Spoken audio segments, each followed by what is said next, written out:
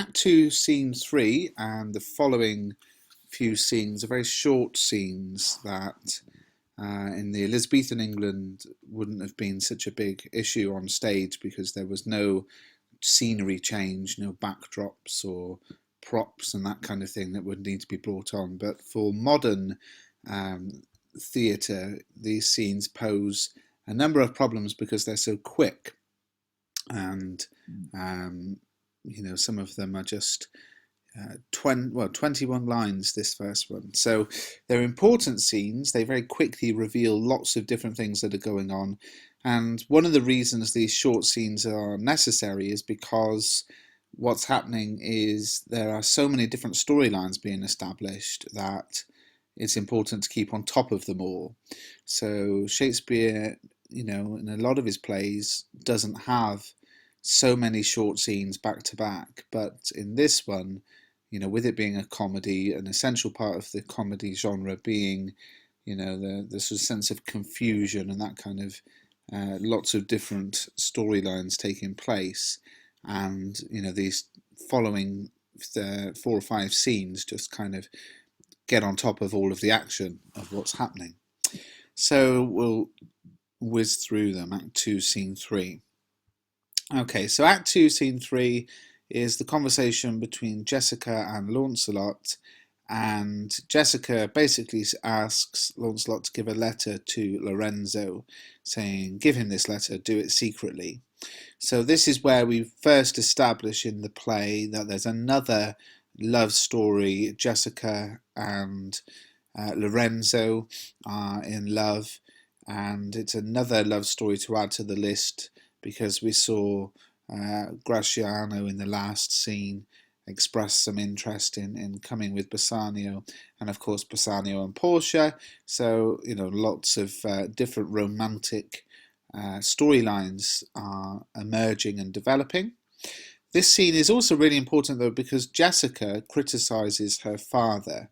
She talks about the fact that she is ashamed to be my father's child. She knows it's wrong. She says, what heinous sin it is in me to be ashamed to be my father's child. But I think this is Shakespeare making it clear to the audience that he wants us to see Shylock as the villain, albeit a complex and very intelligent villain. If his own daughter is ashamed to be his daughter, we get the sense that, okay, he's a bad guy. And this is a thread which develops and weaves up and down throughout the whole play. Good guy, bad guy, do we like him, don't we like him, should we like him? And Shakespeare is expertly playing with the audience's emotions about whether he thinks we should like this guy or not.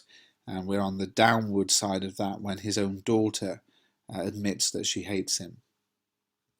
Okay, so Scene 4, they talk about a masked ball. So Lorenzo says, nay, we will slink away in supper time, disguise us at my lodging and return all in an hour. Gratiano says, we have not made good preparation.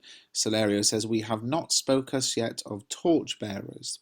So 2 key things are emerge from the talk about this party. Number 1 is that it never happens, it never takes place. And that's key, and I'll talk about that in a second. That tells us something probably about Bassanio. But number 2 is this idea of a masked ball. Is one of the generic conventions of comedy of disguise. And the idea behind a masked ball, and we see one in Romeo and Juliet as well, and in Much Ado About Nothing, is that you can go to a party disguised with a mask, and because you've got the mask on, you can be quite open about flirting with people that you want to flirt with and that kind of thing. So this theme of deception, of disguise, of dressing up and pretending to be somebody you're not, is in some ways foreshadowing what's going to happen later with Portia. But it's also interesting to think that this party never actually takes place anyway. And, critics are divided whether Shakespeare, thought we'll have a party and then thought, oh no, we don't need one. Maybe he cut it out later. Maybe he wrote it and trimmed out those scenes, or maybe all the way along he thought, no, we'll just talk about one. But it seems strange that there's all this conversation of and planning for a party that never actually happens. And the jury is out about what that means. In the same scene, Lorenzo is talking. He says, I must need to tell thee all.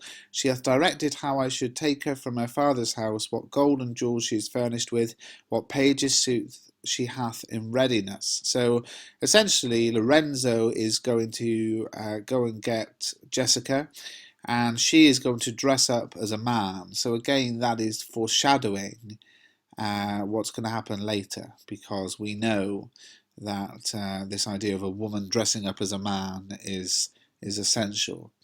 And we learn here that Lorenzo is basically going to run away with Shylock's daughter and his money. And from what we know about Shylock, we can tell as an audience that's going to cause a lot of conflict.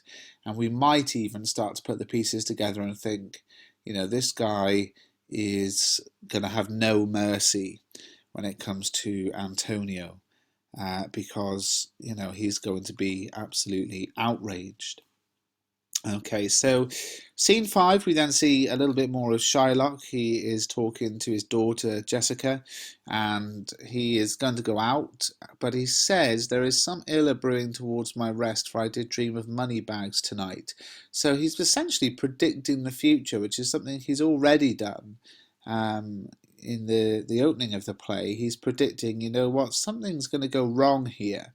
And this then is the upward turn on the character of Shylock, that we start to think, hang on a minute, he might be hated by everybody, but he is clever, and he's not wrong here.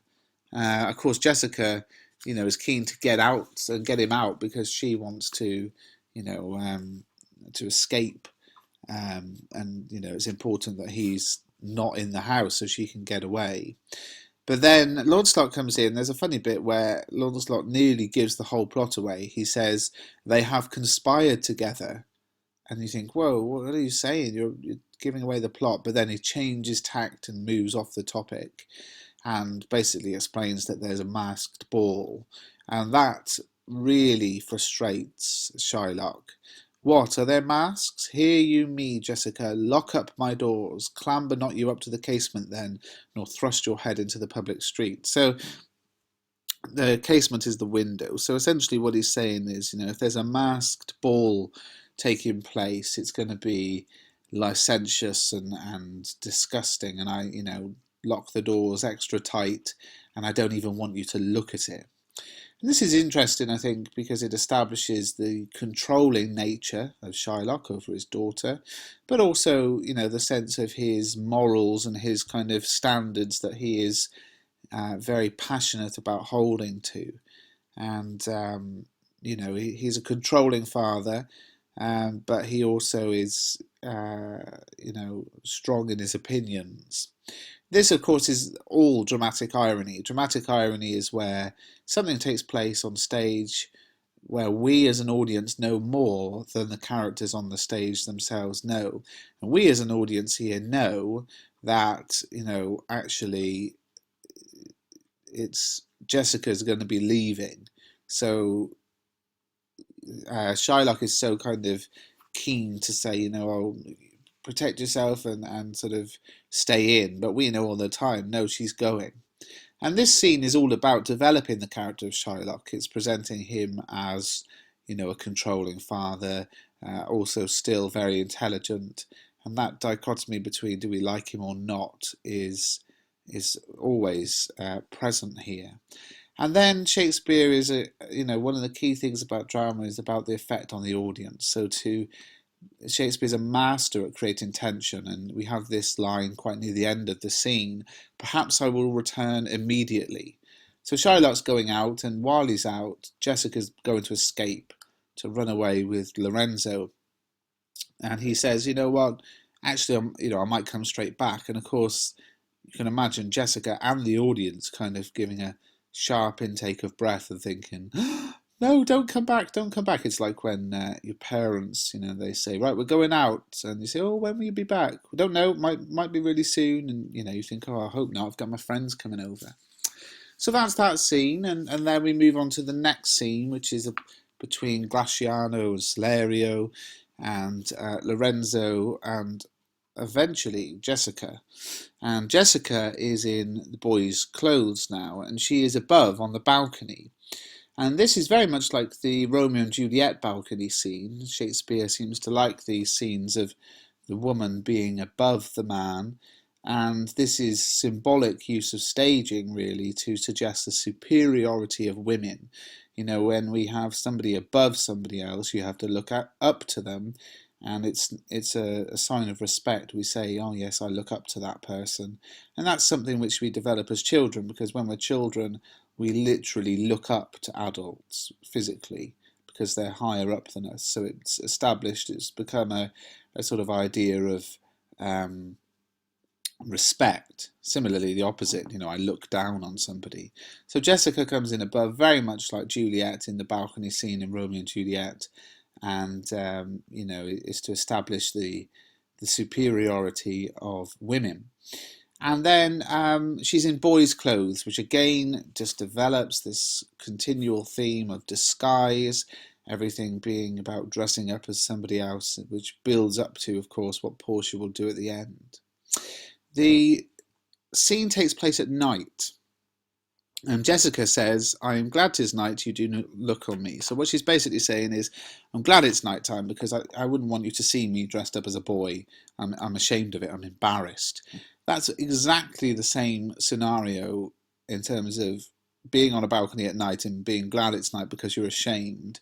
That happens in Romeo and Juliet, because in Romeo and Juliet, Juliet is up on the balcony and she is talking about how much she loves Romeo, and then she doesn't know he's actually there, and he hears her, and she says, "I'm really glad it's night because the night time, the darkness hides my my shame, my blushes, so you can't see them." So Shakespeare was quite keen on setting things at night when it was to do with love and romance, and you can think for yourself about the sort of symbolic meaning of that, but often moments of love are set at night. Now Lorenzo, there's still the thinking of the party, says, "Descend, for you must be my torchbearer." So, you know, the idea is that they're going to go to the party, her dressed as a man, carrying the torch, and it will look like, oh, nothing to see here, this is just my servant. But again, this is a party that never happens, and the reason it never happens is very quickly mentioned from Antonio, who just literally says, "No mask tonight, the wind is come about." So in other words, the party's cancelled because it's windy. Now, this is interesting because it reveals something about the character of Bassanio, who, as I've talked about before, is already a bit of an idiot and kind of wasteful and all the rest of it. And we see that all of his plans for the party, he's just thrown out the window. And, you know, this would have been an expensive bit of planning, but he lets go of the party plans. He lets go of his expensive party plans so easily, which reveals the character of Bassanio to be wasteful. It's funny that it's Antonio that tells us the party's cancelled, because Antonio is the one who ultimately is footing the bill for everything. You could also say that the whether the wind is come about is important. You know, because essentially it's hinting at a storm on the way. It's symbolic use of the weather here. But of course, there was no wind machine in Elizabethan England, so that's why the character of Antonio has to say, "It is now windy," because the people on the stage wouldn't know that it was windy at all, and that's again a difference between the modern audience and Elizabethan audience. But not a very positive picture painted of Bassanio as he just cancels this party so easily.